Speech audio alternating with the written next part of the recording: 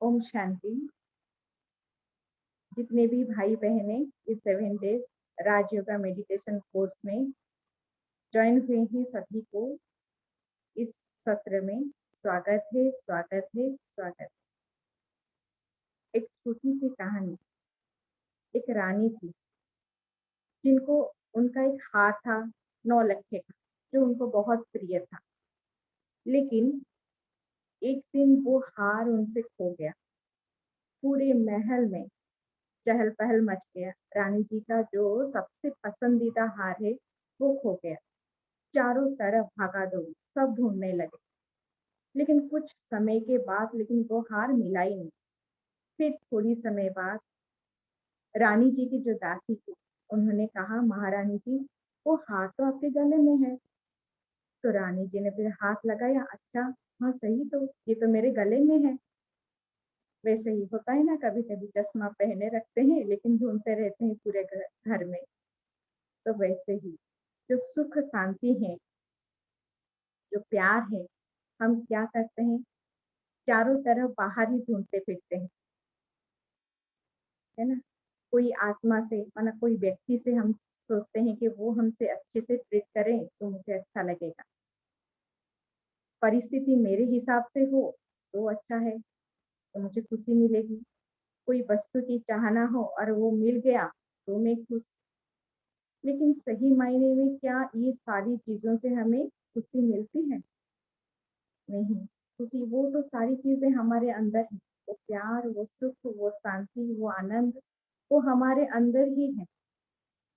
लेकिन ये जो हम राजयोगा मेडिटेशन जो सीखेंगे, उससे हमको ये चीज सीखने को मिलेगी कि चाहे हम परिस्थिति कैसा भी हो, हमारे फेवर में हो ना हो, लेकिन फिर भी हर परिस्थिति में हम कैसे शांत रहें, कैसे खुश रहें, कैसे प्यार से रहें, है ना। तो आज हमारे साथ हैं। इसके अलावा भी बहुत कुछ इस राजयोगा मेडिटेशन से सीखने को मिलेगा, लेकिन आज हमारे साथ ही हमारे राजयोगा टीचर बीके दीपा दीदी जी, जो संबलपुर में अपनी सेवा केंद्र में अपनी सेवाएं दे रही हैं। दीदी जी के बारे में, उनके लौकिक एजुकेशन इस तरह से है। उन्होंने अखिल भारतीय गंधर्व महाविद्यालय मंडल मुंबई से अपनी हिंदुस्तान वोकल में उन्होंने कोर्स किया है। MBA in self management and crisis management Annamalai university Tamil Nadu से किया है। Master of science zoology Utkal university से, bachelor of science zoology Gangadhar Meher university Sambalpur से किए हैं। उसके अलावा उन्होंने बहुत सारे ऐसे प्रोजेक्ट्स में भी काम किए हैं, जैसे conducting Raj Yoga meditation workshop for personal for diverse fields, team leader for a project for slum area development, team leader for children's life skill, camps for personality development। इसके अलावा उन्होंने बहुत सारे इंस्टीट्यूशन और कंपनीज में जाकर जैसे motivational classes भी किए हैं। ऐसे उनके बहुत सारी सब्जेक्ट्स के ऊपर, जैसे self management, leadership, stress management, positive health, healthy and happy lifestyle, happy living, positive attitude, managing pressure with pleasure, knowing the supreme source of energy, easy Raj Yoga meditation, power of self, empowerment, the time cycle, concept, karma philosophy, living values, harmony in relationships, anger management, anti addiction। ऐसे बहुत सारी चीजों में उन्होंने बहुत सारी classes ऐसे बहुत जगहों पर दिए हैं। तो ऐसे दीदी जो बाबा के अनन्य रत्न हैं, वो हमारे साथ हैं। 7 दिन तक हमको राज योगा मेडिटेशन के बारे में सिखाएंगी और हम लोग बहुत अच्छे से उनको बातों को सुने और समझें। अगर कोई भी प्रश्न उसके बीच में आता है तो आप उसको नोट करके रखें। हो सकता है कि डेली क्लास के एंड में आप पूछ सकते हैं दीदी जी से, नहीं तो एक स्पेशल अलग दिन रखेंगे जिसके क्वेश्चन आंसर जो भी आपके मन में प्रश्न है वो आप पूछ सकते हैं। अभी दीदी जी को, दीपा दीदी जी, आपको बहुत बहुत स्वागत है। इस सत्र में। ओम शांति। ओम शांति दीदी। बहुत बहुत शुक्रिया बहन जी। आपने तो वैसे बहुत सारी बातें बताई, लेकिन जो सत्य है वो तो यही है कि हम सभी एक जैसे हैं और हम सभी परमात्मा के मीठे प्यारे बच्चे हैं। और अभी जो ये कार्यक्रम रखा है राजयोगा मेडिटेशन कोर्स में, हम इसी बात को अपने जीवन में लाने का, समझने का और हृदय से इसको रियलाइज करके प्रैक्टिकल जीवन में यूज करने का प्रयास करते हैं। राजयोग यही है जिसमें हम खुद के असली स्वरूप को समझते हैं और खुद की शक्तियों को समझते हैं। तो 7 दिवसीय राजयोग शिविर में आप सभी भाई बहनें जो भी जुड़े हुए हैं, आप सभी का बहुत बहुत स्वागत है। ओम शांति। वैसे राजयोगा शब्द तो आप सभी ने पहले से भी सुना होगा। हो सकता है आप में से कई इसका अभ्यास भी करते हैं। ये 7 दिन का जो कार्यक्रम है, इसमें स्टेप बाय स्टेप हम इसके प्रोसेस को अच्छी तरह समझने का प्रयास करेंगे ताकि हम इसको हमारी रोज की जिंदगी में यूज करके रोज की जिंदगी में इसको यूज कर सकें। राजयोग जो शब्द है, राजयोग, ये एक ऐसा योग है जो हमें स्वयं पर राजा बनना सिखलाता है। हम स्वयं पर राजत्व कैसे कर सके, ये हमें सिखलाता है। सारे दिन में ऐसा किसके साथ, कईयों के साथ होता होगा कि हम कहते हैं ना कि मैं बोलना तो नहीं चाहती थी लेकिन मेरे मुंह से निकल गया, मैं करना तो नहीं चाहता था लेकिन हो गया। होता है ऐसा? आप में से कितनों को होता है? हैंड रेज करके बता सकते हैं। ये जो 7 दिन का कार्यक्रम रहेगा, इसमें हम सब सिर्फ सुनेंगे नहीं। ऐसा नहीं है कि मैं बोलती रहूं और आप सभी सुनते रहें। हम सभी इंटरेक्ट करेंगे। मैं भी आप सभी से कुछ ना कुछ जरूर सुनना चाहूंगी। अगर आप कंफर्टेबल हैं तो अपना वीडियो भी ऑन करके बैठ सकते हैं। नहीं है तो आप अपने चैट बॉक्स में भी अगर कुछ पूछते हैं तो उस चैट बॉक्स में रिप्लाई दे सकते हैं, रिएक्शन से बता सकते हैं। क्योंकि आप बताएंगे तब हमको समझ में आएगा कि आप कौन सी बात को कितना रिसीव कर पा रहे हैं, नहीं कर पा रहे हैं, तब समझ में आएगा ना। और आप जिस अनुसार आप समझ पाएंगे उस अनुसार हम बात करेंगे। ठीक है ना? तो इसलिए अटेंशन से बैठे जो भी बात सुन रहे हैं। और दूसरी बात हो सके तो कॉपी पेन लेकर भी बैठे, ताकि कई सारी बातें जो हम इसमें से कुछ बातें हमको अच्छी लगती है उनको हम नोट कर सकें ना, और कुछ बातें जो याद रखने वाली बातें हैं उसको हम नोट कर सके ताकि बाद में भी आप इसको रिवाइज कर सके। और रिवाइज करने के द्वारा आपके अंदर जो ज्ञान है उसकी गहराई और बढ़ती है ना। कई सिर्फ हम ऐसे ही सुन लेते हैं तो ज्ञान तो बढ़ जाता है लेकिन उसकी ज्ञान की धारणा नहीं हो पाती है।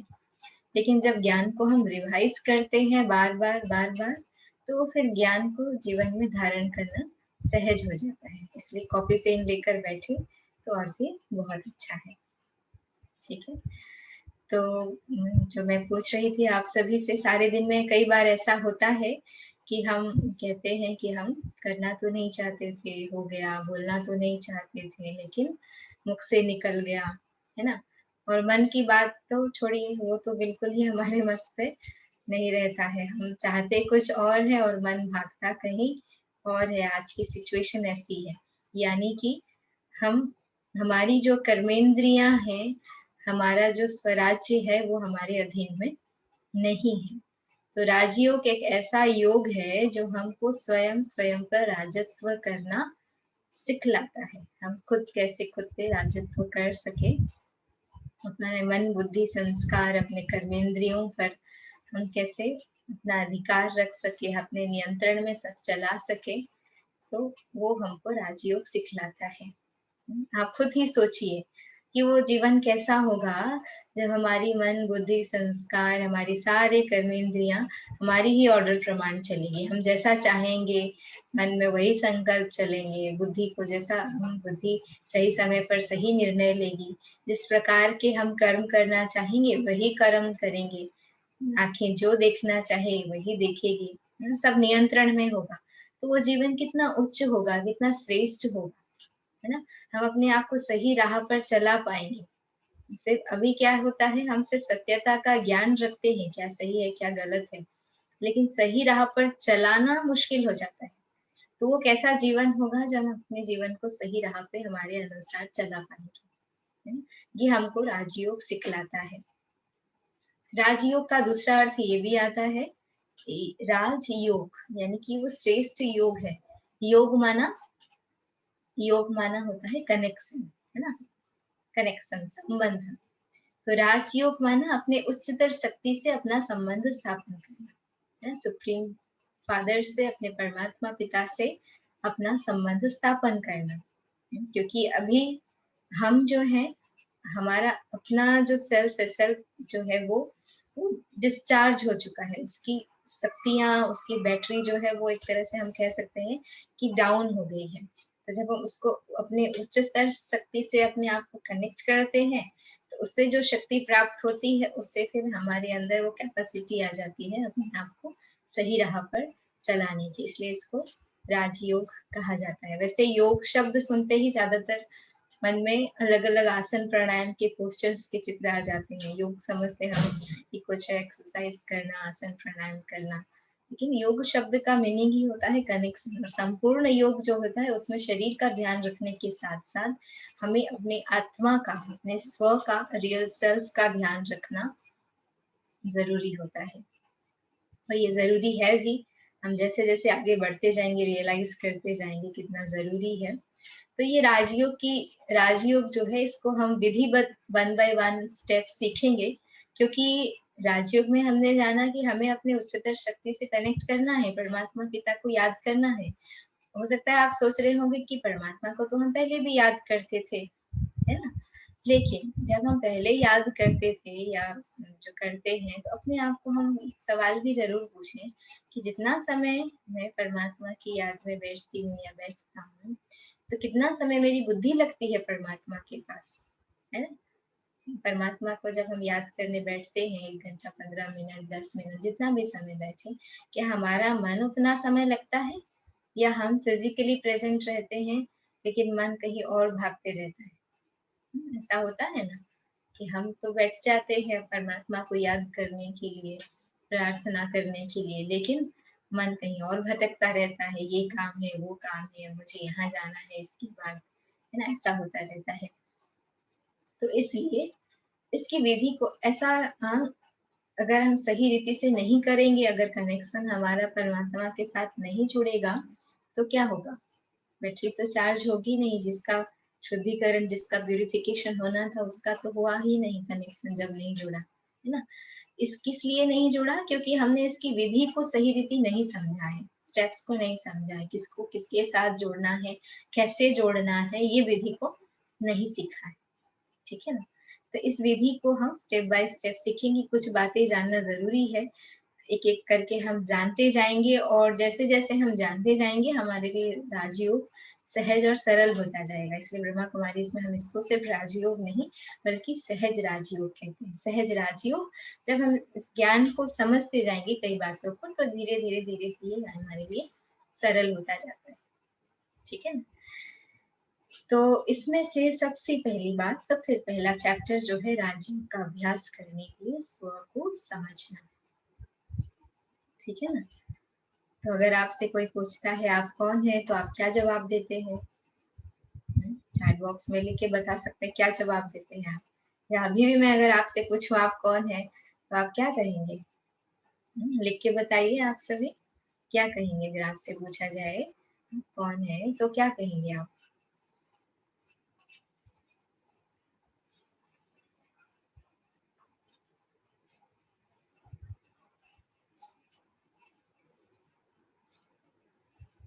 अच्छा, सौम्या जी ने लिखा है सोल, बहुत अच्छा। हुँ, और क्या कहेंगे? और कोई जवाब देंगे?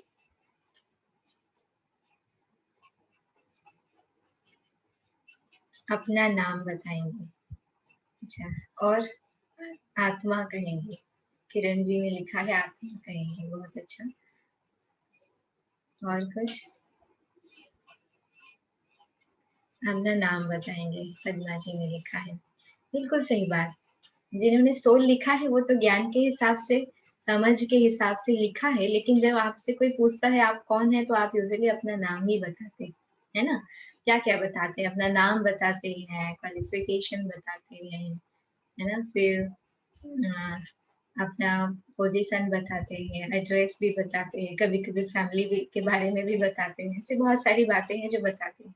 जैसे अपना आइडेंटिटी कार्ड होता है ना, बच्चे जब स्कूल में जाते हैं या कभी हम जो ऑफिस में जाते हैं तो एक आईडी कार्ड मिलता है। तो उसमें क्या होता है? नाम, क्वालिफिकेशन, प्रोफेशन, एड्रेस, ये सब लिखा हुआ होता है ना। तो यूजुअली यही होता है ना। और ये बहुत सालों से क्या कहें, वर्षों से, जन्मों से ये चला आया है कि हम अपना नाम बताते बताते बताते अपने आप को वो नाम ही समझ लेते हैं, है ना। लेकिन ये नाम तो एक दूसरे को आइडेंटिफाई करने के लिए नाम दिया गया है, डिफ्रेंशिएट करने के लिए। लेकिन हमारा असली अस्तित्व क्या है ना। वो आध्यात्मिकता का पहला स्टेप है कि हम कौन हैं। अध्यात्म जो होता है ना, अध्यात्म शब्द भी यही है। आध्यात्मिकता या spirituality means science of spirit. आध्यात्मिकता मतलब स्वयं का अध्ययन, ठीक है ना। तो आज हम स्वयं का अध्ययन करेंगे। मैं आपके साथ कुछ स्लाइड शेयर करती हूँ, इसको हम देखते देखते आगे बढ़ेंगे।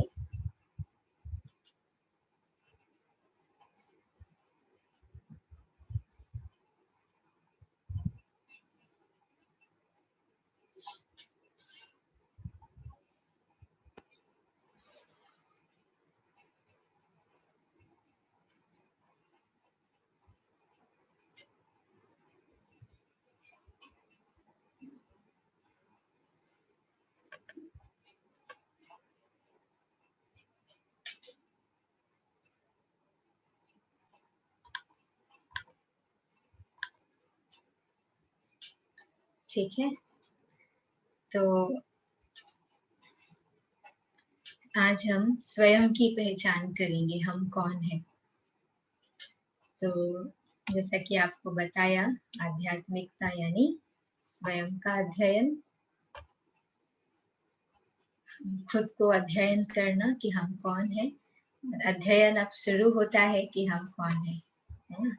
तो आज हम, जैसे दिखा है बच्चे, ये बच्चा एक दर्पण देख रहा है खुद को जानने के लिए। तो आज हम ज्ञान के दर्पण में स्वयं को देखेंगे। अभी तक जो सुना था वो एक फॉल्स इमेज था हमारा, है ना। वो जो एक आजकल ये कह सकते हैं कि हम अपने रोजमर्रा की जिंदगी में जो दो शब्द बहुत यूज करते हैं, मैं और मेरा, है ना। तो मैं और मेरा जो फॉल्स ईगो इससे जो जनरेट हो गया है, इससे हम अपने स्व के असलियत को भूल गए हैं। तो आज हम ज्ञान के दर्पण में देखेंगे कि हम कौन है ना। तो ये हमारा असली परिचय है। परमात्मा क्या बताते हैं हमको? मैं कौन हूँ? मैं मन बुद्धि सहित एक चैतन्य आत्मा हूँ, ठीक है ना। हम कौन है? एक एनर्जी है। वैसे देखिए, इसमें और डिफ्रेंशिएट करके क्लियर बताया गया है। जैसे हम अपनी कोई चीज के लिए, जैसे ये व्यक्ति का हैट है ना, इसकी टोपी है, तो वो अपनी टोपी के लिए क्या कहता है? ये मेरी टोपी है, मेरा हैट है, माई हैट, है ना। मैं टोपी हूँ नहीं कहता, मेरी टोपी कहता है। मेरी टोपी क्यों कहता है? क्योंकि टोपी के उस ऊपर उसका अधिकार है। वो टोपी नहीं है, लेकिन टोपी के ऊपर उसका अधिकार है, राइट है। टोपी के ऊपर उसका अधिकार है, लेकिन वो टोपी से अलग है। तो उस जगह कौन सा शब्द यूज होता? मेरी टोपी, माई हेड, है ना। वैसे सिमिलरली इधर क्या दिखाया? हम अपने कर्मेंद्रियों के लिए, आंखों के लिए क्या कहते हैं? मेरी आंख, है ना।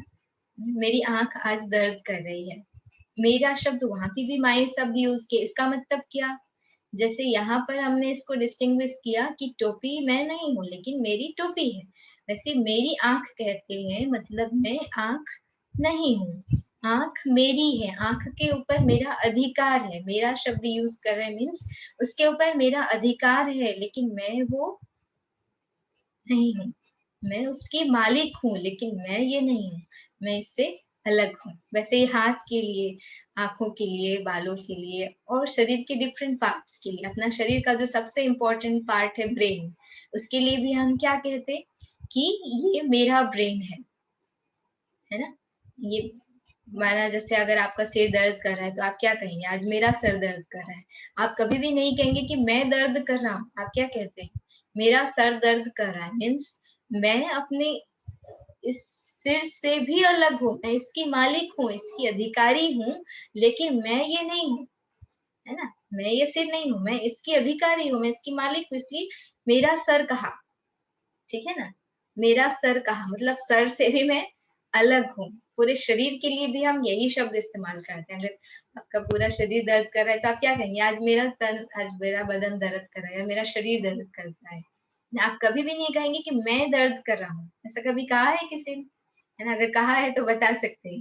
लेकिन ऐसा कभी कोई नहीं कहता कि मैं दर्द कर रहा हूँ। आप हमेशा कहते हैं कि मेरा शरीर दर्द कर रहा है ना? या मेरा शरीर ठीक नहीं है। तो मेरा शब्द ही यूज़ करते हैं। मतलब इस शरीर के ऊपर आपका अधिकार है, लेकिन आप वो शरीर नहीं हैं। तो कौन है आप? हम कौन हैं? हम ऐसी सूक्ष्म जगमगाती हुई एक एनर्जी है ना? ये सितारा आप कह सकते हैं या एक डायमंड के साथ कंपेयर कर सकते हैं। ये हमारा असली स्वरूप है ना? हमारा स्वरूप बहुत सुंदर। किस किस को अपना स्वरूप सुंदर लगा? अपना जो असली स्वरूप सुंदर लगा, हैंड रेज करके बता सकते हैं। सुंदर है ना? हाँ, तो ये हमारा असली स्वरूप है। बहुत सारे भाई बहनों ने हैंड रेज किया, बहुत अच्छा। तो ये हमारा असली स्वरूप है। हम शारीरिक दृष्टिकोण से देखते हैं तो देखिए सबका स्वरूप अलग-अलग हो जाता है। सभी का स्ट्रक्चर अलग-अलग है और वो भी बाहर की जो सुंदरता है वो तो टेम्परेरी है। एज के साथ, समय के साथ सब बदलता है ना? चाहे शरीर कितना भी सुंदर हो, अगर से ये एनर्जी निकल गई, उसको एक दिन भी रखेंगे घर में? नहीं रखेंगे ना। एक दिन भी क्या, जितना जल्दी से जल्दी हो उसको लेकर उसका संस्कार किया जाता। और अगर रखना चाहें भी तो क्या होगा? वो शरीर और सुंदर दिखता? नहीं, वो तो उससे बदबू निकलने लगती है, ठीक है ना? तो हमारा जो असली स्वरूप है वो बेहद सुंदर है और वो शाश्वत है। शरीर जो है वो प्रकृति के पांचों तत्व से बना हुआ है ना? और पांचों तत्वों में वापस मिल जाता है। तो इसलिए परमात्मा हमको हमारे असली स्वरूप का परिचय देते हैं। इसको हम सोल भी कहते हैं, एनर्जी कहते हैं, रूह कहते हैं, स्पिरिट कहते हैं, ऐसे अलग-अलग नामों से पुकारते हैं। ह्यूमन बीइंग कहते हैं ना? मनुष्यों को ह्यूमन बीइंग कहते हैं। ह्यूमन यानी ये शरीर जो कि मिट्टी से बना हुआ आता है, ह्यूमस। ह्यूमस से ह्यूमन आया है और बीइंग जो है इस शरीर को जो चलाने वाली एनर्जी है। जैसे इस चित्र में दिखाया हुआ है, दोनों भ्रूलताओं के मध्य भाग का जो स्थान है, यहाँ पर वो एनर्जी निवास करती है सुपरफिशियली। और साइंटिफिकली तो हम देखेंगे वो हमारे मिड ब्रेन में जो हमारा मध्य मस्तिष्क है, वहां पर ये एनर्जी रहती है और पूरे शरीर को चलाती है, ठीक है ना? तो ये बीइंग है, ये हमारा असली परिचय है, ठीक है? तो देखिए,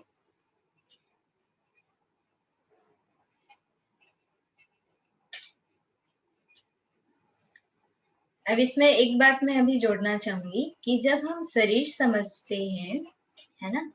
तो उसमें और हम जब आत्मा समझते हैं उसमें क्या डिफरेंस होगा?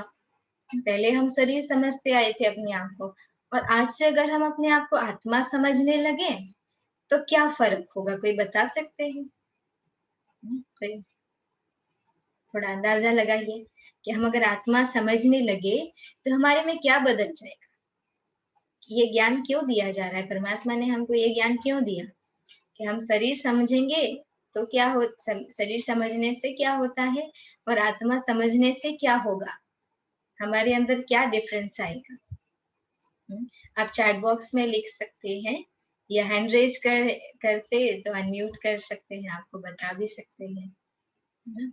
लेकिन बताइए ज़रूर, क्या डिफरेंस आएगा? अगर हम आत्मा समझने लगे खुद को, तो हमारे अंदर क्या परिवर्तन आएगा? पद्माचरण भाई ने हैंड रेज किया है, आप अनम्यूट करके बता सकते हैं। हेलो। जी, बताइए। हाँ, हाँ, प्रणाम। नमस्ते। हम अपने अपने को आत्मा आत्मा समझने से ये तो शरीर समझने से गर्व होता है। अपना शरीर को लेके गर्व होता है। आत्मा तो गर्व आत्मा नहीं होता है। आत्मा तो तो आत्मा गर्व। होता है। जी, सही आत्मा है। तो एक होता है। शरीर शरीर समझने से हमारा शरीर सुंदर है और हमारा शरीर बहुत अच्छा है, इसको लेके गर्व होता है। मेरा शरीर खराब है, इसको दुख होता है। ऐसे होता है, शरीर को लेके ऐसा होता है। लेकिन अच्छा। आत्मा तो हमको समझ नहीं है अभी तक आत्मा क्या है। लेकिन शरीर को देख के हम समझते हैं कि हम अच्छा है, हम बड़ा है, हम सुंदर है, ये सब लगता है। हाँ, सही बात बताया आपने। अगर हम शरीर समझते हैं तो अभिमान आ जाता है, टेम्परेरी चीज़ों का अभिमान आ जाता है ना? लेकिन आत्मा समझेंगे तो अभिमान नहीं आएगा। और कोई कुछ बताएँगे? पुष्पा बहन ने लिखा है परिवर्तन आएगा। अच्छा। और झरना बहन ने लिखा है दैहिक अभिमानी स्थिति होगी। अच्छा। आप सभी पहले से ज्ञान को समझे हुए हैं, इसलिए इस हिसाब से बता रहे हैं। लेकिन सिंपल तरीके से और कुछ सरल वे में ईगो खत्म हो जाएगा, बहुत अच्छा। और कुछ सरल-सरल बातें रोज़ की ज़िंदगी में क्या होने लगेगा हमारे साथ? हुँ। नयन वैद्य जी ने भी हैंड रेज़ किया है, अनम्यूट करके बता सकते हैं। ओम शांति। ओम शांति। आत्मा अमर है और वो ह्यूमन बॉडी में रहता है। हाँ जी। ह्यूमन बॉडी में रहता है, तभी वो ह्यूमन बॉडी कहलाता है। आत्मा तो कभी मरता नहीं है, ह्यूमन बॉडी मर जाता है। हाँ, तो क्या होगा जब आत्मा समझेंगे तो भय समाप्त हो जाएगा, है ना? हाँ, मैं समाप्त हो जाता। शरीर मरता है तो भय रहता है कि आज है कल नहीं है ना? लेकिन आत्मा समझेंगे तो भय समाप्त हो जाएगा। बहुत अच्छी बात है। और किसी को कुछ बताना है तो चैट बॉक्स में भी बता सकते हैं।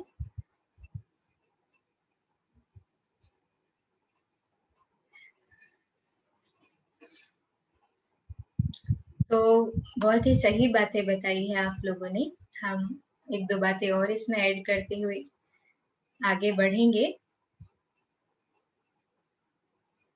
है ना?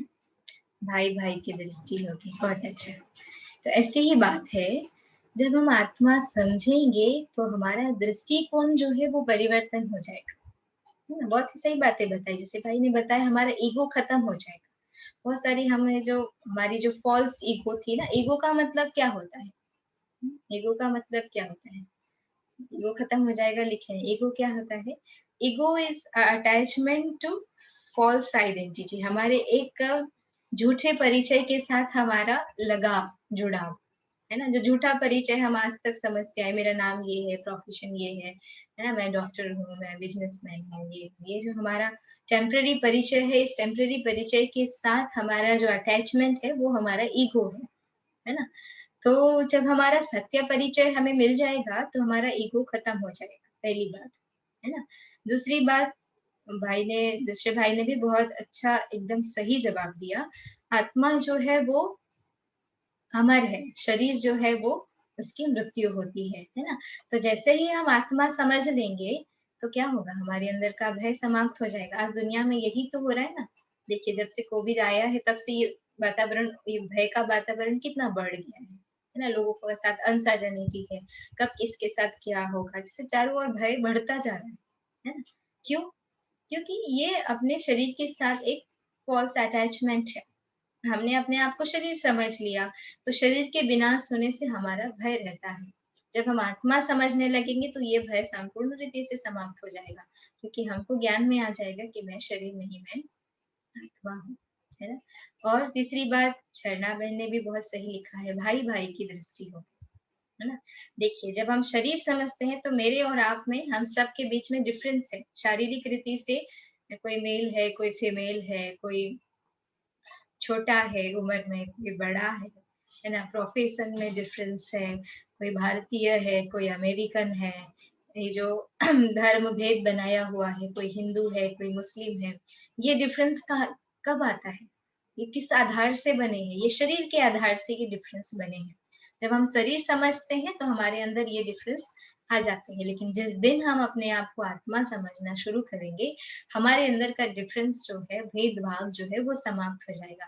क्योंकि आत्मा की न जाति होती है, ना धर्म होता है, ना वर्ण होता है, ना आयु होती है, किसी प्रकार का डिफरेंस और नहीं रहेगा। आत्मिक दृष्टि से हम सभी एक जैसे हैं, है ना। सूक्ष्म ज्योतिर्बिंदु जैसा हम चित्र में देख रहे हैं ना, एक एनर्जी है। एनर्जी जो होती है, जो एनर्जी जितनी पावरफुल होती है, वो एनर्जी उतना इनविजिबल होती है, दिखाई नहीं देती। तो ऐसे ही आत्मा एक बहुत ही पावरफुल एनर्जी है, जो स्थूल आंखों से नहीं देख सकती, लेकिन हम मन बुद्धि की आंखों से जरूर देख सकते हैं। आगे हम इसके बारे में बात करेंगे, लेकिन पहले परिचय थोड़ा क्लियर हो जाए, फिर हम कैसे इसको देख सकते हैं, कैसे विजुअलाइज कर सकते हैं, इस पर भी बात करेंगे। तो ये समझ में आया ना, आत्मा और शरीर समझने में क्या डिफरेंस आता है। जब हम आत्मा समझने लगेंगे तो हमारे आपस का डिफरेंस, कि ये भाई बड़ा है, ये छोटा है ना, ये मेल है, ये फीमेल है, ये सारे प्रकार के, ये भाषा भेद, धर्म भेद, किसी भी प्रकार का भेदभाव जो है वो सारा समाप्त हो जाएगा। हमको सभी एक जैसे लगेंगे, हमारे अंदर इक्वालिटी आ जाएगी, है ना। और इक्वालिटी आ जाएगी तो भाई भाई का भाव रहेगा, है ना। आत्मा समझेंगे तो ये ध्यान रहेगा कि हम सभी परमात्मा के बच्चे हैं और आपस में भाई भाई हैं। और भाई भाई समझेंगे तो आपस में प्यार बढ़ेगा, है ना। एक दूसरे की बातों को, एक दूसरे के अंदर स्नेह और सहयोग की भावना बढ़ेगी। इसलिए परमात्मा ने हमको ये बताया है कि ये सबसे इम्पोर्टेंट लेसन है राजयोग में से, क्योंकि ये फाउंडेशन है। आत्मा नहीं समझेंगे तो परमात्मा के साथ बुद्धि योग जोड़ना मुश्किल होगा, है ना। आत्मा नहीं समझेंगे तो आत्मा के अंदर जो छुपे हुए गुण और शक्तियां हैं, उसको हम डेवलप नहीं कर पाएंगे। इसलिए ये सबसे इम्पोर्टेंट लेसन है ना। आज से ही हम इसका अभ्यास शुरू करेंगे। जब भी हमको समय मिले, हम खुद को याद दिलाएंगे कि मैं कौन, मैं एक आत्मा हूँ, है ना। शरीर में मस्तक के बीच में विराजमान, दोनों भ्रूलताओं के बीच में विराजमान एक सूक्ष्म ज्योतिर्बिंदु आत्मा हूँ, है ना। तो 1 मिनट के लिए अभी साइलेंस में आप सभी इसको एक बार हम प्रैक्टिस करते हैं। सभी अलर्ट होकर बैठ जाइए, सुस्ती में नहीं, अलर्ट होकर बैठिए। और शरीर को भी अलर्ट और मन को भी अलर्ट रखना है। शरीर को अलर्ट और साथ साथ स्थिर रखना है, और मन को एकाग्रचित करेंगे।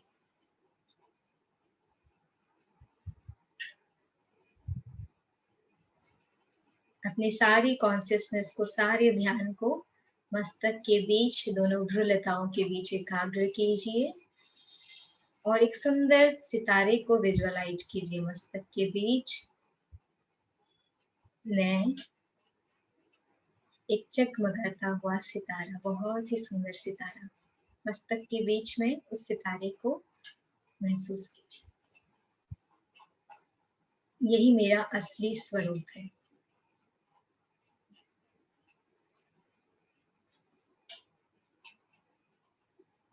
मैं ये शरीर नहीं, लेकिन शरीर के मालिक एक सूक्ष्म ज्योतिर्बिंदु आत्मा हूँ। मन बुद्धि संस्कार की मालिक हूँ।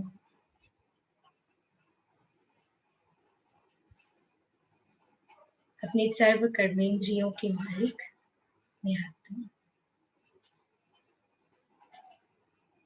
रिलैक्स हो जाए,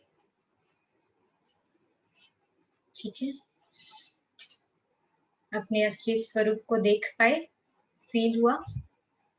हो सकता है अभी डिफिकल्टी हुई होगी थोड़ी, क्योंकि हमको उसको देखने का, फील करने का और सही तरीका जानना पड़ेगा, है ना। आत्मा के बारे में कुछ और बातें हैं, उसको डिस्कस करते हुए फिर हम लास्ट में बात करेंगे कि अपने मन बुद्धि की आंखों से कैसे आत्मा को देखेंगे, है ना। तो आत्मा समझना इसलिए बहुत इम्पोर्टेंट है।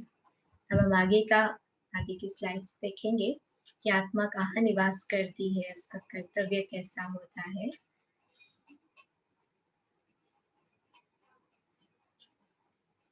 देखिए, आत्मा ये स्थूल में तो दिखाई नहीं देती, स्थूल आंखों से नहीं, लेकिन अपनी मन बुद्धि की आंखों से देख सकते हैं, है ना। अच्छा, मन बुद्धि की आंखें है ना सबको। देखिए, हम अभी जहाँ भी बैठे हुए हैं वहां बैठ के भी हम अपनी मन की आंखों से दूसरे स्थान को भी देख सकते हैं, है ना। आप कहीं घर में, कोई बाहर में है, कोई अंदर में है, लेकिन आप यहाँ बैठे हुए भी, अपने स्थान पर बैठे हुए भी आपका स्कूल कैसे दिखता है, या आप ऑफिस जाते हैं तो आपका ऑफिस कैसे दिखता है ना। आप अपने अगर बाहर, घर से बाहर है तो आपका घर का ड्राइंग रूम कैसे दिखता है, अगर घर के ड्राइंग रूम में है तो आपका घर का किचन कैसे दिखता है। ये मन बुद्धि की आंखों से देख सकते हैं ना। कौन कौन देख सकते हैं, हैंड रेज करके बता सकते हैं। अभी यहाँ रहते हुए अपने किसी दूर के संबंधी को विजुअलाइज कर सकते हैं, कर सकते हैं। बहुत सारे भाई बहनों ने हैंड रेज किया। तो ये कौन सी आंखों से देखा, ये जो देखा हमने, कई चीज को दूर होते हुए भी देखा, तो कौन सी आंखों से देखा, वो अपनी मन बुद्धि की आंखों से देखा। हमारा मन जो है वो एकदम स्क्रीन की तरह है ना। तो जो विचार उत्पन्न होते हैं, बुद्धि उसको विजुअलाइज करने का प्रयास करती है, देखती है। बुद्धि को ज्ञान होता है ना। मन में थॉट क्रिएट होता है और बुद्धि जो है वो अपने ज्ञान के आधार से उसको विजुअलाइज करने का प्रयास करती है। बुद्धि में ज्ञान है, जैसे अभी आपको ज्ञान मिला कि हम आत्मा है ना, और एनर्जी है, तो उसको एक पॉइंट ऑफ लाइट से हम सिंबलाइज करते हैं। ये ज्ञान हो गया कि मैं आत्मा ज्योतिर्बिंदु, जैसे इस बहन के मस्तक के बीच में दिखाया हुआ एक लाइट, ज्ञान हो गया। अब हम चाहे कहीं भी हो, हमारी आंखें खुली हो या बंद हो, लेकिन हम अपने मन के चित्र में, मन की स्क्रीन में ये चित्र ला सकते हैं कि मेरे मस्तक के बीच में भी एक ऐसी एनर्जी है और मैं ये सोल हूँ। ला सकते हैं ना। कर सकते हैं। यही प्रोसेस अपनाना है सबसे पहले, मन बुद्धि की आंखों से विजुअलाइज करना है अपने असली स्वरूप। और सुपरफिशियली देखिए, सुपरफिशियली तो मस्तक के बीच में दिखाते हैं, जहाँ पर माताएं बहनें बिंदी लगाते हैं या फिर हम मंदिर में जाते हैं तो तिलक लगाते हैं। लेकिन साइंटिफिकली जो है वो हमारा आत्मा जो है हमारे मिड ब्रेन में, हमारी हाइपोथैलेमस ग्लैंड है, और हाइपोथैलेमस पिट्यूटरी ग्लैंड है, और उसके साइड में हाइपोथैलेमस है। ये जो है पिट्यूटरी को मास्टर ग्लैंड कहते हैं, जो हमारे दूसरे ग्लैंड्स को कंट्रोल करती है ना। और पिट्यूटरी ग्लैंड को कंट्रोल करता है हाइपोथैलेमस, और उसको कंट्रोल करती है आत्मा, है ना। इसी रीति से आत्मा शरीर को नियंत्रित करती है। तो साइंटिफिकली जो है आत्मा हमारे मध्य मस्तिष्क में, यहाँ से 3 इंच अंदर समझे, और यहाँ से 3 इंच अंदर, वो स्थान जो है वो आत्मा का निवास स्थान है। तो इस रीति से विजुअलाइज कर पाए तो और भी बहुत अच्छा। आत्मा के बारे में जो जो सत्य ट्रूथ है वो क्या है, कि शरीर को जो है काटा जा सकता है, जलाया जा सकता है, पानी भिगो सकती है ना, हवा उड़ा सकती है, लेकिन आत्मा का बिल्कुल विपरीत। आत्मा को क्या है, आत्मा को ना पानी भिगो सकता है, ना हवा उड़ा सकती है, ना आग जला सकती है, ना कोई तलवार काट सकती है। इसका मतलब आत्मा जो है वो इमॉर्टल है, अजर, अमर और अविनाशी है। अजर यानी कि इसकी जरावस्था नहीं आती। शरीर जैसे छोटा बच्चा फिर ग्रो करता है, फिर बुढ़ापा आता है ना, तो इसकी जरावस्था आत्मा की नहीं आती है ना। आत्मा अजर है, अमर है, इसकी मृत्यु नहीं होती, और अविनाशी, इसका विनाश भी नहीं किया जा सकता। ठीक है ना। अब आती है एक बहुत ही इम्पोर्टेंट बात, आत्मा समझने से और क्या होगा। हम बात कर रहे थे जब हम आत्मा समझते हैं तो आत्मा के अंदर, आत्मा के जो वास्तविक गुण हैं वो धीरे धीरे उभर के आते हैं। अब हमें बचपन से और पहले के जन्मों से भी आदत थी कि हम अपने आप को अभी तक शरीर ही समझते हैं, इसलिए हमारे अंदर शरीर के विकार धीरे धीरे हमारे अंदर आने लगे। जैसे आप बोल रहे थे ईगो आ गया, ईगो से फिर आगे फिर काम, क्रोध, लोभ, मोह, अहंकार, इस प्रकार के विकार हमारे अंदर आए। क्यों? क्योंकि हमने अपने आप को शरीर समझ लिया, है ना। और शरीर समझने से शरीर के जो विकार है वो हमारे अंदर धीरे धीरे क्रिएट हो गए। ईगो आता है सबसे पहले, अभिमान, अभिमान से बाकी सब आ जाते हैं। अभिमान आ गया तो फिर क्रोध आएगा, नहीं लोभ आएगा, फिर मोह जनरेट होगा। ऐसे विकार जो है ये हमारे अंदर आने लगते हैं। लेकिन जब हम आत्मा समझेंगे तो आत्मा के अंदर जो आत्मा के वास्तविक गुण है वो परिप्रकाश होंगे। तो आत्मा के वास्तविक गुण क्या क्या है? आत्मा के 7 वास्तविक गुण है ना। आप अगर कॉपी पेन लेकर बैठे हैं तो इसको नोट कर लीजिए। आत्मा के 7 वास्तविक गुण हैं। वो क्या क्या? सबसे पहला है ज्ञान, फिर है प्योरिटी, पीस, है ना, फिर है प्रेम, और फिर आता है हैप्पीनेस, फिर आनंद, और फिर शक्ति। ठीक है ना। इस प्रकार से आत्मा के अंदर ये 7 ओरिजिनल गुण है ना। इसको जरूर नोट कर लीजिए और हो सके तो याद करने का प्रयास कीजिए, क्योंकि ये हमको मेडिटेशन में भी यूज करना है। इनको हमको जागृत करना है ना, फिर से डेवलप करना है। ठीक है। तो सबसे पहला जो गुण है वो है ज्ञान, नॉलेज, है ना। जैसे ही नॉलेज आती है तो वैसे हमारे अंदर भी पवित्रता आती है। जैसे पहले हमारे अंदर नॉलेज थी कि हम जो है शरीर है, ऐसा हम समझते आए थे। हमारे अंदर शरीर के गुण थे, हमारे अंदर अपवित्रता आ गई थी। अब हमारे अंदर नॉलेज आ गई कि हम आत्मा है, और जैसे हम आत्मा समझते हैं तो हमारे अंदर प्योरिटी जनरेट होती है। जैसे आप समझ लीजिए एक छोटा बच्चा है ना, जैसे उसको पहले मिट्टी के बारे में पता नहीं होता तो वो मिट्टी के साथ खेलता रहता है। जब वो थोड़ा बड़ा होता है तो उसको पता चलता है कि इसमें मैं खेलूंगा तो मेरे हाथ पैर शर्ट गंदे हो जाएंगे, तो फिर वो क्या करता है, फिर वो मिट्टी के साथ नहीं खेलता। वैसे ही जैसे ही हमारे अंदर ज्ञान आता है तो फिर हमारे अंदर प्योरिटी आती है, और प्योरिटी आ जाती है तो पीस आता है, फिर लाभ आते हैं। आत्मा के अंदर निस्वार्थ प्रेम की भावना होती है। शरीर समझते हैं तो हमारे अंदर लिमिटेड डिपेंडेंसी वाला और सेल्फिश लव आता है ना। लेकिन जैसे हम आत्मा समझते हैं तो हमारे अंदर अनकंडीशनल इंडिपेंडेंट लव, सभी के लिए निस्वार्थ आत्मिक प्रेम की भावना होती है। और जैसे ही निस्वार्थ आत्मिक प्रेम हमारे अंदर जागृत होता है तो खुशी आती है, और खुशी जब बढ़ती है तो खुशी का जो एक्सट्रीम स्टेज है वो है ब्लिस। जब वो एक्सप्रेस होता है तो उसको ब्लिस कहते हैं। और फिर जब ये बाकी 6 गुण आ जाते हैं तो हमारे अंदर पावर आ जाती है। तो ये 7 ओरिजिनल गुण हमारे अंदर हैं। हो सकता है आपके अंदर सवाल आ रहे होंगे मन में कि अगर हमारे अंदर ये 7 ओरिजिनल गुण हैं तो फिर हमारे अंदर क्यों ये हमारे अंदर गुस्सा क्यों आ जाता है, चिड़चिड़ापन क्यों आ जाता है? कारण यही है कि हम तो अपने आप को ही भूल गए हैं, और जैसे ही हम अपने आप को भूल गए हैं तो हमारे अंदर जो हमारे वास्तविक गुण हैं वो धीरे धीरे इनएक्टिवेट हो गए, है ना। तो अब परमात्मा हमको स्वयं का ज्ञान क्यों देते हैं कि जितना हम स्वयं के ओरिजिनल कॉन्शियसनेस में रहेंगे, ओरिजिनल ध्यान में रहेंगे, उतना हमारे अंदर के जो असली गुण हैं वो फिर से एक्टिवेट होने लगेंगे, है ना।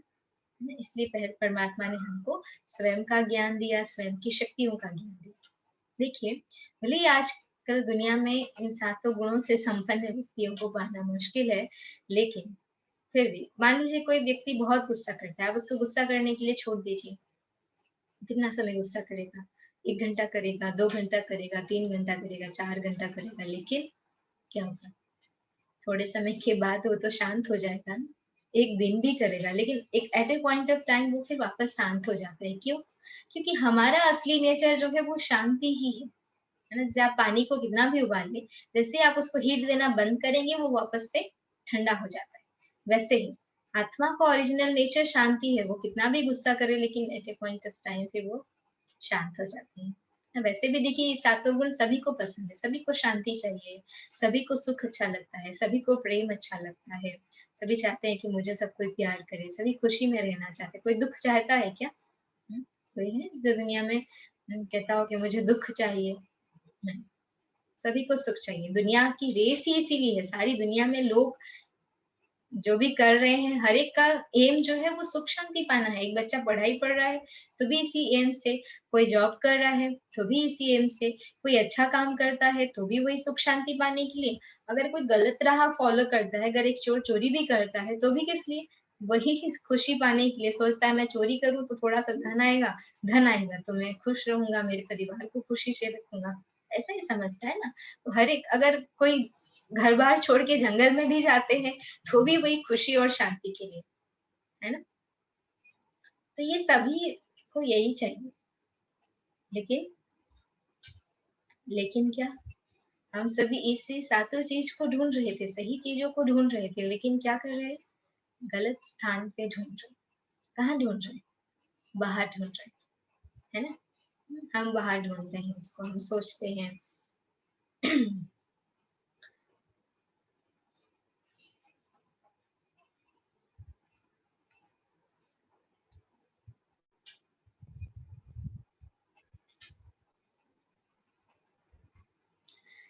तो ये सातों चीजों को हम सभी ढूंढ रहे हैं, लेकिन गलत स्थान पे ढूंढते हैं। हम सोचते हैं बाहर जाके कहीं होटल पे खाना खा के आ जाए तो आनंद आएगा, जाकर एक फिल्म देख के आ जाए, मूवी देख के आ जाए तो आनंद आ जाएगा, फ्रेंड्स के साथ थोड़ा टाइम पास कर ले, इधर उधर की बातें कर ले तो दिल बहल जाएगा ना, ऐसा समझते हैं। या फिर जैसे हम दूसरे तरीके से सोचे तो हम सोचते हैं बहुत सारा धन कमा ले तो हम खुशी से रहेंगे, हमारे पास बंगला हो, गाड़ी हो, पोस्ट पोजीशन हो तो हम खुशी से रहेंगे। और ये समझते समझते हम इसी खोज में हम खुशी से और ही दूर होते जाते हैं, है ना।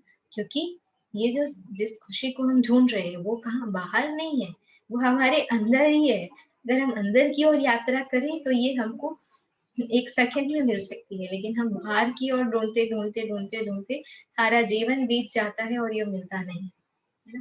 पूरी दुनिया में कोई एक भी ऐसा व्यक्ति है जिसके पास संपूर्ण सुख हो, खुशी हो।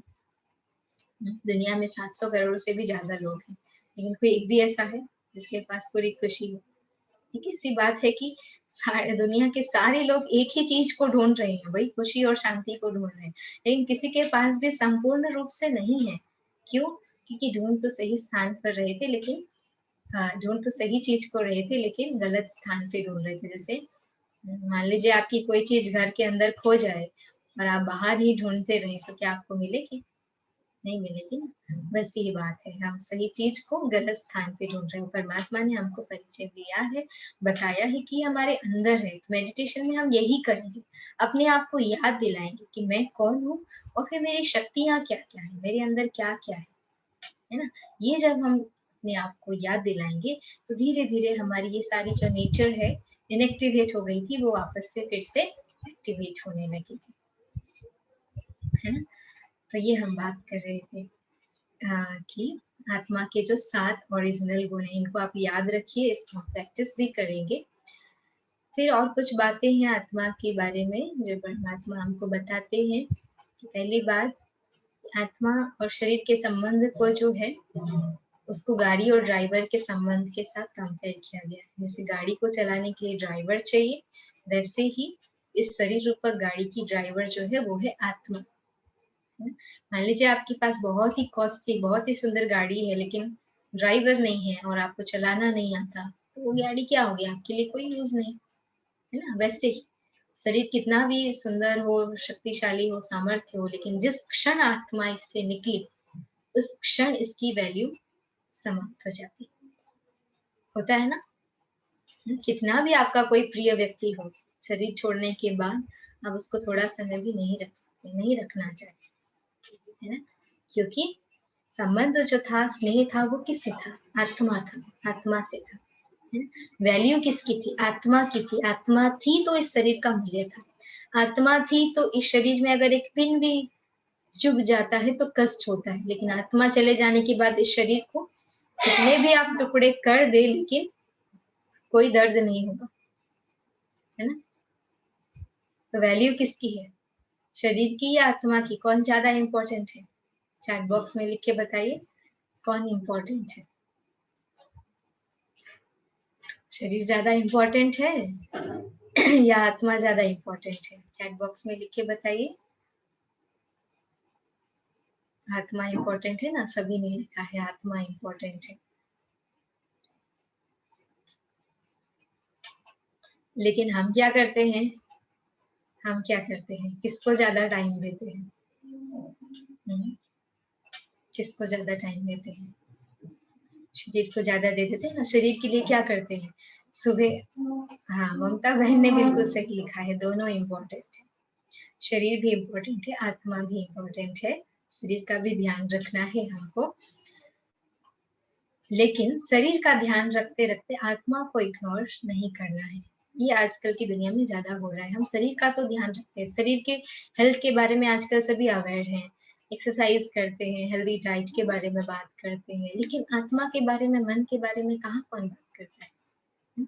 यही तो कारण है आज दुनिया में इतनी जो टेंशन, फ्रस्ट्रेशन, डिप्रेशन, इस प्रकार की बातें बढ़ रही हैं। और डॉक्टर्स भी बताते हैं बहुत सारी फिजिकल बीमारियों का कारण भी मन का जो तनाव है, वो फिजिकल बीमारियों का कारण है। शरीर भी इसलिए खराब हो रहा है ना। तो शरीर का तो ध्यान रखना है, लेकिन आत्मा का भी ध्यान रखना है। एक्चुअली आत्मा का ज्यादा ध्यान रखना है, क्योंकि वो आधार है। शरीर का तो ध्यान रखना है, नो डाउट, लेकिन आत्मा का ज्यादा ध्यान रखना है, क्योंकि वो आधार है। अगर मन खराब हुआ तो आप शरीर को कितना भी हेल्दी डाइट दे, कितना भी एक्सरसाइज करे, कोई ना कोई बीमारी आ जाएगी। अगर मन में तनाव है तो शरीर का कितना भी ध्यान रखने का कोशिश करे, शरीर बिगड़ जाएगा, है ना। इसलिए आत्मा का ध्यान जरूर रखना है। जैसे शरीर के लिए क्या करते हैं, शरीर को सुबह से उठ के नहलाते हैं, धुलाते हैं, इसको अच्छे अच्छे वस्त्र पहनते हैं, है ना, कितने अच्छे अच्छे भोजन खिलाने को देते हैं, एक्सरसाइज करते हैं, रात को सोते हैं। फिर क्या होता है, अगर फिर कोई तकलीफ होती तो क्या करते हैं, फिर डॉक्टर से कंसल्ट करते हैं। ऐसे ही तो नहीं छोड़ देते ना, कोई दवाई लेते हैं, कोई ना कोई ट्रीटमेंट, चाहे घरेलू उपचार ही क्यों ना हो, लेकिन कोई ना कोई प्रोसेस तो फॉलो करते हैं ना, वैसे ही तो नहीं छोड़ देते। तो वैसे ही आत्मा को स्वस्थ रखने के लिए आत्मा को ध्यान देना है। क्या करना है, इसको भी ईश्वरीय ज्ञान से स्नान कराना है। ज्ञान सुनेंगे तो आत्मा के अंदर जो बुराइयां हैं वो धीरे धीरे साफ हो जाएगी, हमारे अंदर की अच्छाइयां बढ़ेगी, है ना। इसको अच्छे अच्छे विचारों रूपी भोजन देने हैं, ठीक है ना। अच्छे अच्छे विचारों रूपी भोजन देने हैं। विचार जो है वो आत्मा के भोजन है। तो जैसे हम भोजन में ध्यान रखते हैं ना, कोई सड़ा गला खाना अंदर ना जाए शरीर के अंदर, वैसे ही आत्मा के लिए ध्यान रखना है कि कोई सड़ा बेकारी व्यर्थ थॉट्स हमारे अंदर ना जाए, है ना। इसको भी रेस्ट देना है। सकारात्मक चिंतन का और मेडिटेशन जो है वो आत्मा के लिए रेस्ट होता है ना। फिर मन की भी ड्रिल करनी है। ऐसे बहुत सारी बातें, ठीक है। हम धीरे धीरे एक एक नई नई हैबिट्स को हम अपने अंदर अडॉप्ट करने का प्रयास करेंगे। तो आत्मा का हमको ध्यान रखना है। आज हमारा मन हमारे कंट्रोल में नहीं है, क्यों? क्योंकि हमने अपने मन को समय ही नहीं दिया। जैसे घर में आप अगर बच्चे को समय नहीं देंगे तो बच्चा आपकी बात नहीं मानेगा। आप बच्चे को समय देंगे तो वो आपकी बात मानेगा। वैसे ही मन को अगर हम थोड़ा समय देंगे, अपने आप को समय देंगे, तो मन हमारे अनुसार चले, ठीक है ना। तो ये मन क्या होता है ना, ये भी समझना है। तो आत्मा के अंदर 3 शक्तियां हैं। क्या क्या? मन, बुद्धि और संस्कार। आत्मा जब विचार करती है तो इसे मन कहा जाता है। आत्मा जब निर्णय लेती है तो इसे बुद्धि कहा जाता है। और आत्मा मन और बुद्धि के आधार से जब कोई कर्म बार बार करती है और वो उसके हैबिट्स बन जाते हैं तो उसको संस्कार कहा जाता है, ठीक है ना। आत्मा के तीन अलग अलग स्वर। जब विचार करती है तो मन कहते हैं, जब निर्णय लेती है तो बुद्धि कहते हैं, और जब कोई कर्म हम बार बार करते हैं तो वो हमारे संस्कार, पर्सनालिटी बन जाते हैं, है ना। तो सबसे बेसिक और सबसे इम्पोर्टेंट जो है वो है हमारा मन। तो मन क्या है? मन हमारी विचार शक्ति है, और हमारे मन में कंटिन्यू कोई ना कोई थॉट्स चलते ही रहते हैं, और उसमें मुख्यतः 4 प्रकार के विचार है। एक है सकारात्मक, दूसरा है आवश्यक, तीसरा है नकारात्मक और चौथा है व्यर्थ। ऐसे मुख्यतः, वैसे तो और भी अलग अलग डिवीजन किए जा सकते हैं, लेकिन मुख्यतः 4 कैटेगरी है: सकारात्मक, नकारात्मक, व्यर्थ और आवश्यक। सकारात्मक विचार क्या है? हमारे जो विचार गुण युक्त है, जैसे हमने आत्मा के वैल्यूज के बारे में बात किया ना, सुख, शांति, आनंद, प्रेम, ज्ञान, शक्ति, पवित्रता, तो हमारे जो गुण शांतिपूर्ण है, प्रेम पूर्ण है, आनंद पूर्ण है, वो सारे विचार जो है वो सकारात्मक विचार है। उसका जस्ट अपोजिट जो हमारे विचार विकार युक्त हैं, जिसमें अभिमान है, अभिमान युक्त विचार है, क्रोध वाले विचार हैं, या फिर कोई भी दूसरे विकार युक्त जिसमें मोह झलक रहा हो, है ना, तो इस प्रकार के जो विचार है वो नेगेटिव थॉट्स कहेंगे उनको। तीसरा जो है नेसेसरी, आवश्यक विचार, जो हमारी रोजमर्रा की जिंदगी से कनेक्टेड है, जैसे सुबह उठना है, फ्रेश होना है, भोजन बनाना है, ऑफिस जाना है, घर का काम करना है, रात को सोना है, ये सारी हमारी रोज की जिंदगी से कनेक्टेड होते हैं, तो ये जो हमारे नेसेसरी थॉट्स है ना। और फोर्थ जो है वेस्ट थॉट्स, जो हमारे ज्यादातर पास्ट और फ्यूचर से कनेक्टेड है, जिससे हमारा कोई फायदा नहीं है, जिससे हम जो हमारे लिए कोई काम का नहीं है, व्यर्थ है ना, अनावश्यक है, जैसे आवश्यक और अनावश्यक, है ना। तो जो हमारे लिए आवश्यक नहीं है वो जो है वो है व्यर्थ विचार। जैसे आप रास्ते में जा रहे हैं, आप एक पोस्टर देखते हैं, ऐसे ही व्यर्थ का है, आप उस पर फिर सोचते सोचते आते हैं, है ना, तो इस प्रकार से व्यर्थ है। पास्ट में कोई घटना हो गई है, आप उसके बारे में बार बार सोच रहे हैं कि ऐसा क्यों हुआ, मेरे साथ ही क्यों हुआ, मेरे साथ नहीं होना चाहिए था। उससे परिस्थिति बदलेगी तो नहीं, होता क्या है, वो हमारे अंदर की जो एनर्जी होती है, आत्मा की एनर्जी जो है, मनोबल जो है वो धीरे धीरे कम हो जाता है ना। बहुत ज्यादा फ्यूचर के बारे में एक्स्ट्रा सोचना, मैं ये करूंगा, उसके आगे ये करूंगा, इसके जो हमारी कैपेसिटी से बाहर हो, है ना, तो ये जो है वेस्ट है ना। इस प्रकार से मुख्यतः 4 प्रकार के विचार हमारे अंदर क्रिएट होते हैं। और दूसरी बात जो है, जब हम मन शांत होता है तो हमारे विचारों की संख्या जो है वो कम होती है। जब हमारे अंदर सकारात्मक विचार चलते हैं, मन शांत होता है तो कम विचार चलते हैं। इससे क्या होता है, आत्मा की एनर्जी कम यूज होती है। लेकिन जब हमारे विचारों की संख्या बढ़ जाती है, विशेष करके जब हमारे अंदर कोई नेगेटिव या व्यर्थ विचार चलते हैं ना, आप खुद पे नोटिस करेंगे तो आपको समझ में आएगा, तो हमारे अंदर जो है वो विचारों की संख्या बढ़ जाती है और एनर्जी बहुत यूज हो जाती है और हम थक जाते हैं उससे, है ना। तो हमें चाहिए कि हम अपने विचारों को कैसे रखें, पॉजिटिव रखें। ये सब जानते हैं, हमेशा बात होती है दुनिया में बी पॉजिटिव, है ना, पॉजिटिव बनना है।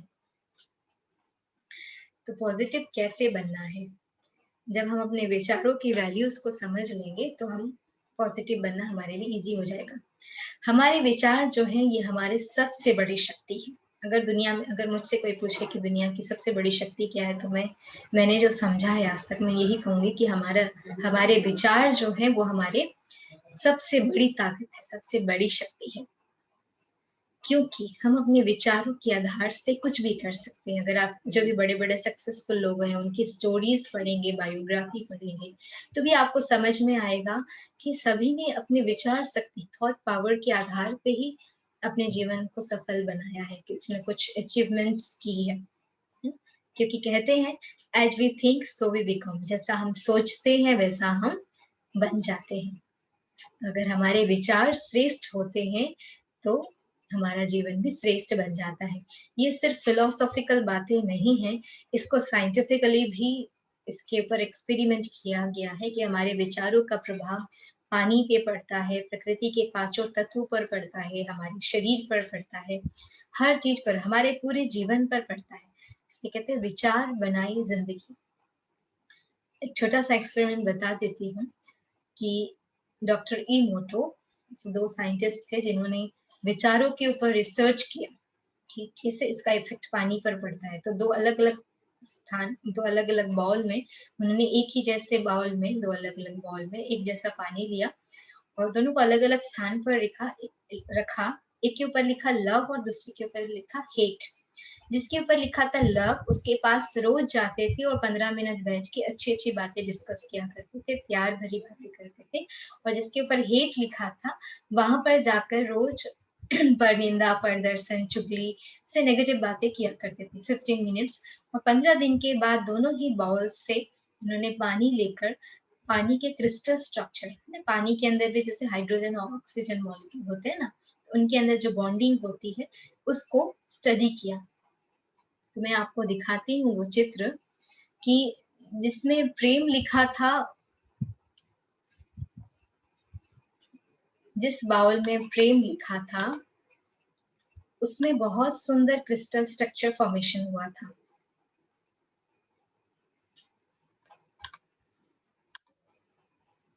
ये आप देख पा रहे होंगे। इसको अगर आप गूगल में भी सर्च करेंगे तो भी आपको पता चलेगा। तो जिसमें जिसमें प्रेमपूर्ण विचार दिए गए थे, उस पानी में जो बहुत सुंदर फूलों की तरह क्रिस्टल स्ट्रक्चर फॉर्मेशन है, उनके अंदर बॉन्डिंग जो है वो बहुत ही सुंदर बॉन्डिंग हुई थी। और जहाँ पर नफरत वाले, आई हेट यू वाले विचार जनरेट किए गए थे, उसके अंदर बिल्कुल ही रैंडम, जैसे कि कोई क्रिस्टल से कोई बॉन्डिंग ही नहीं है मॉलिक्यूल के अंदर, इस प्रकार के स्ट्रक्चर फॉर्मेशन हुआ था। और ऊपर में दिखाया, देखिए, पॉल्यूटेड वाटर बिफोर प्रेयर। एक जगह, एक स्थान से पानी लिया गया जो पॉल्यूटेड था, उसका क्रिस्टल स्ट्रक्चर इस प्रकार था, लेकिन उस पानी को रखने के बाद उसके पास कुछ दिनों तक रोज प्रेयर करने के बाद उसका क्रिस्टल स्ट्रक्चर देखा गया, तो उसके अंदर बहुत ही सुंदर बॉन्डिंग क्रिएट हुई थी। तो एक छोटा सा एक्सपेरिमेंट मैं आपके साथ रखती हूँ। बाकी तो बहुत सारे एग्जाम्पल हैं जिसमें थॉट का इफेक्ट जो है, देखिए, पानी के ऊपर ही हमने इफेक्ट देखा। तो हमारे बॉडी में तो कितना परसेंट, 70% वाटर है, तो क्या हमारे विचारों का प्रभाव हमारे शरीर पे नहीं पड़ता होगा? पड़ता होगा, नहीं पड़ता होगा? पड़ता होगा ना। इसलिए हमें अपने विचारों के ऊपर कितना ध्यान देना चाहिए। जैसे कहते हैं ना, सोच के भी सोचना। हमारे विचार, हम अपने कॉन्शियसली अपने विचारों के ऊपर हमें बहुत ध्यान देना है, क्योंकि अगर हम अनजान में भी, गलती से भी कोई अगर गलत विचार क्रिएट करते हैं, तो उसका डायरेक्ट इफेक्ट हमारे जीवन पर पड़ता है।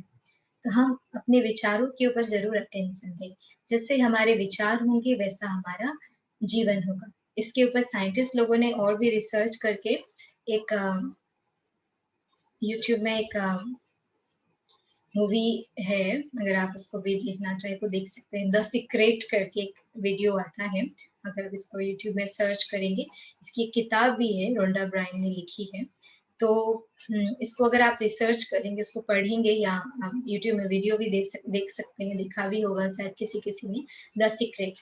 उसमें साइंटिस्ट लोगों ने विचार शक्ति के ऊपर बहुत सुंदर एक्सप्लेनेशन दिया है कि हमारे जो विचार कैसे कैसे हमारे जीवन में इफेक्ट डालते हैं, है ना। साइंटिफिकली उसमें एक्सप्लेन किया, और उसमें एक बहुत सुंदर बात बताई है। वो बात बता के मैं आज का सत्र समाप्त करती हूँ, समय हो गया है। उसमें उन्होंने लॉ ऑफ अट्रैक्शन के बारे में बताया है, आकर्षण का सिद्धांत। और आकर्षण का सिद्धांत यही कहता है कि जिस चीज के बारे में हम बार बार सोचते हैं, तो मानो हम उस चीज को, उस व्यक्ति को, उस सिचुएशन को हम अपने जीवन की ओर आकर्षित करते हैं। तो हमें सोचना वही चाहिए जो हम अपने जीवन में चाहते हैं, ना कि वो जो हम नहीं चाहते हैं। यूजुअली वही होता है, जिस चीज को हम पसंद नहीं करते उसके बारे में ज्यादा सोचने लगते हैं, और हमारे जीवन में वही आती है। हम अगर अपने जीवन की परेशानियों के बारे में सोच रहे हैं, तो हमारे जीवन में परेशानियां और बढ़ने वाली है। और उसकी जगह अगर हम अपने जीवन की खुशी के बारे में, हमारी सफलताओं के बारे में सोच रहे हैं, तो हमारे जीवन में वही आने वाला है। इसलिए सोचना वही चाहिए हम जो चाहते हैं। अब उस किताब में उन्होंने जो बताया है, उन्होंने स्थूल चीजों के ऊपर ज्यादा एक्सप्लेन किया है कि कैसे आप धन, इस वीडियो में धन है, या फिर पोस्ट पोजीशन को भी आप कैसे अट्रैक्ट करते हैं। लेकिन ब्रह्मा कुमारीज में हम इस आकर्षण के सिद्धांत को, इस संकल्प शक्ति को, अपने अंदर की जो 7 ओरिजिनल गुण है, इसको बढ़ाने के लिए यूज करते हैं, स्थूल चीजों के लिए नहीं। स्थूल चीजों के लिए भी आप कर सकते हैं, पॉजिटिविटी, सकारात्मकता को यूज कर सकते हैं, लेकिन मुख्यतः सूक्ष्म चीजों के लिए हम करते हैं। क्यों? क्योंकि मान लीजिए आप अपने विचार शक्ति को प्रयोग करके आप अपने जीवन में धन, दौलत, शोहरत, पोस्ट पोजीशन प्राप्त कर लेंगे, लेकिन क्या इसकी गारंटी है कि आप वो धन, दौलत, पोस्ट पोजीशन पाने के बाद आपके जीवन में वो खुशी वापस आएगी कि नहीं? इसकी कोई गारंटी नहीं है। तो क्यों ना अपने अंदर की खुशी को इतना बढ़ा ले कि हम किसी भी सिचुएशन में रहेंगे, सदा खुश रहेंगे। इसलिए हम अपने 7 गुणों को बढ़ाने का प्रयास करते हैं। इसलिए हम जब मेडिटेशन में जो पहला स्टेप है, आज से हम जो इसको प्रैक्टिस करेंगे, कि मैं आत्मा हूँ, लेकिन कैसी आत्मा हूँ? आई एम पीसफुल सोल, मैं एक शांत स्वरूप आत्मा हूँ, मैं एक प्रेम स्वरूप आत्मा हूँ, मैं आनंद स्वरूप आत्मा हूँ, मैं खुशनुमा आत्मा हूँ, मैं शक्तिशाली आत्मा हूँ। ऐसे विचार हम क्रिएट करते हैं और इससे हमारे अंदर की सातों गुण जो है वो बढ़ने लगते हैं। जब ये सातों गुण बढ़ जाते हैं तो जीवन में चाहे सिचुएशन कुछ भी हो, हम सदा खुश रह सकते हैं, हम सदा शांत रह सकते हैं, शक्तिशाली स्थिति में रहकर हर परिस्थिति को पार कर सकते हैं। ठीक है ना? तो इसको हम प्रैक्टिस करेंगे अभी। अगर कोई सवाल है तो आप चैट बॉक्स में लिख सकते हैं या फिर हम मेडिटेशन का भी प्रैक्टिस करेंगे।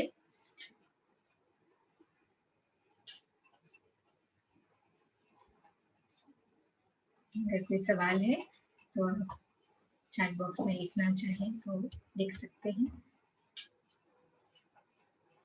और नहीं है तो फिर हम इस प्रैक्टिस से आज के सत्र की समाप्ति करेंगे। और संजीव भाई ने हैंड रेज किया है, आप चैट बॉक्स में लिख सकते हैं। प्राची बहन, हमारे पास समय है, क्वेश्चंस ले सकते हैं या फिर मेडिटेशन करके समाप्त करें? जी दीदी ले सकते हैं ना, ले सकते हैं। ले सकते हैं। अच्छा, तो संजीव भाई आपका कोई सवाल है तो पूछ लीजिए अनम्यूट करके।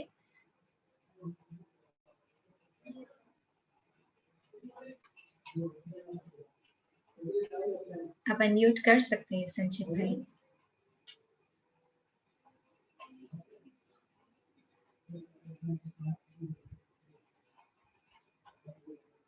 अच्छा, आपने लिखा है how to stay uninfluenced by our surrounding negative factors. देखिए, जैसे हम शुरुआत में बात किए थे कि हम सराउंडिंग से इफेक्टेड तब हो जाते हैं जब हमारी अंदर की शक्ति कम होती है ना? हमारे अंदर की ऊर्जा कम हो गई है, इसलिए हम बाहर के एनवायरनमेंट से इफेक्टेड हो जाते हैं। लेकिन जब हम अपने अंदर की, जैसे हम बात किए ना सेल्फ रियलाइजेशन, हम आत्मा की सातों गुणों को बढ़ा रहे हैं, है ना? फिर जब हम आगे कल और सुनेंगे कि हम परमात्मा से कनेक्ट होंगे, हम अपनी एनर्जी लेवल को और एलिवेटेड करेंगे और बढ़ाएंगे। जैसे-जैसे हमारी एनर्जी लेवल बढ़ती जाएगी ना, तो फिर हम बाहर के एनवायरनमेंट जो है वो हमारे ऊपर इफ़ेक्ट नहीं डालेंगे, है ना?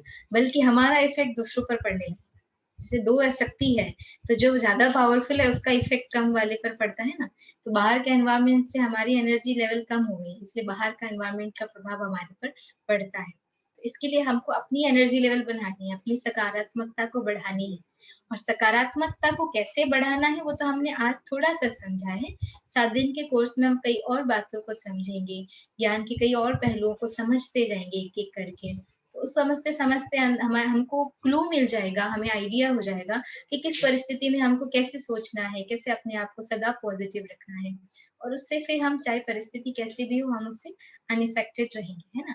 तो इसका जो सिंपल सा आंसर यही है कि अपनी एनर्जी लेवल को बढ़ाना है, अपने अंदर के सकारात्मक ऊर्जा को, सकारात्मक ज्ञान को बढ़ाना है। और ये एक दिन की बात नहीं है, हर रोज़ हम कुछ-कुछ थोड़ा-थोड़ा समझते जाएँगे और फिर उसको अपने जीवन में एक नई-नई प्रैक्टिस ऐड करते जाएँगे, तो ये धीरे-धीरे, धीरे-धीरे हमारी एनर्जी लेवल बढ़ती जाएगी और हमारी एनर्जी लेवल बढ़ेगी, तो हम बाहर की बातों से अनइफेक्टेड रहेंगे, ठीक है ना? और आप सभी के लिए ये होमवर्क भी है, क्योंकि ये कोर्स है, तो जैसे हम स्कूल में पढ़ते हैं तो कुछ होमवर्क देते हैं ना, तो आपके लिए होमवर्क है कि कल शाम को फिर हम दोबारा मिले, इससे पहले आप पूरे दिन में इसको प्रैक्टिस कीजिए। अपने आप को बीच-बीच में हर घंटे में एक-एक बार याद दिलाने का प्रैक्टिस कीजिए कि मैं कौन? मैं शरीर नहीं, मैं आत्मा हूँ, है ना? और फिर अभी जो हम प्रैक्टिस करेंगे आत्मा के सातों गुणों का, उसको भी आप रात को सोने से पहले सुबह उठ के भी थोड़ा-सा करिए। और साथ-साथ तीसरा जो है, पूरे दिन में आप जिससे भी मिलते हैं, कोशिश कीजिए कि मन में एक संकल्प थॉट क्रिएट करें कि ये भी एक आत्मा है, ये भी एक आत्मा है। जिसको भी देखें, बोलना नहीं है, लेकिन आप मन में ये थॉट लाएँ और फिर देखिए आपके अंदर क्या फीलिंग्स जनरेट होती है, आपके अंदर क्या डिफरेंस क्रिएट होता है ना? तो कोशिश कीजिएगा आप जिससे भी मिलते हैं, उनको आत्मिक स्वरूप में मन में एक थॉट क्रिएट करें कि ये भी एक आत्मा है ना?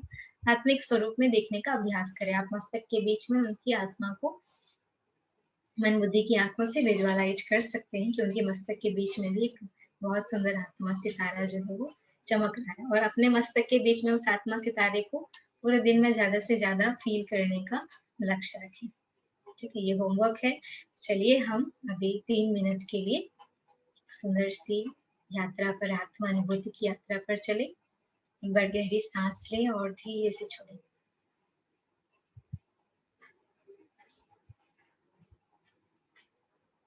बाहर की दुनिया से डिस्कनेक्ट होकर अपने अंदर की दुनिया पर ध्यान दें।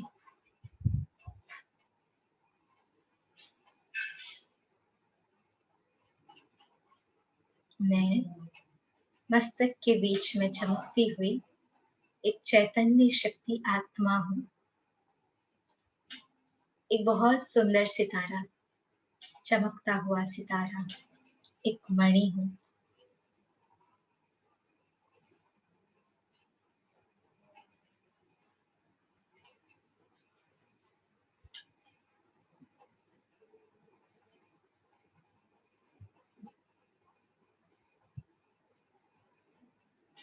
मैं आत्मा इस शरीर की मालिक हूँ। आँखों द्वारा देखने वाली, कानों द्वारा सुनने वाली, मुख द्वारा बोलने वाली एक चैतन्य शक्ति हूँ।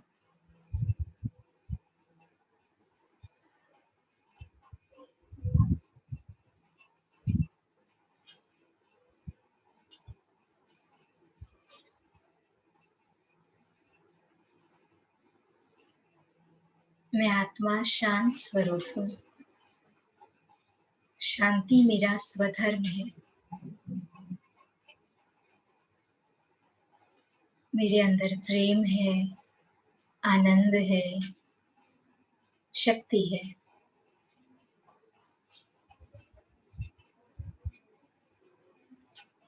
मैं किसी भी परिस्थिति में सदा शांत रहती हूँ।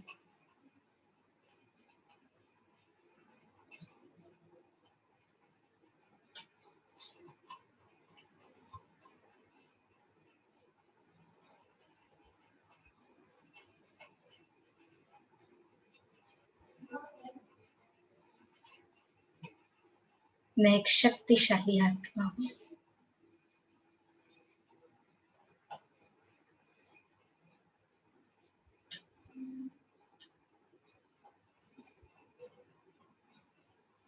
ओम शांति।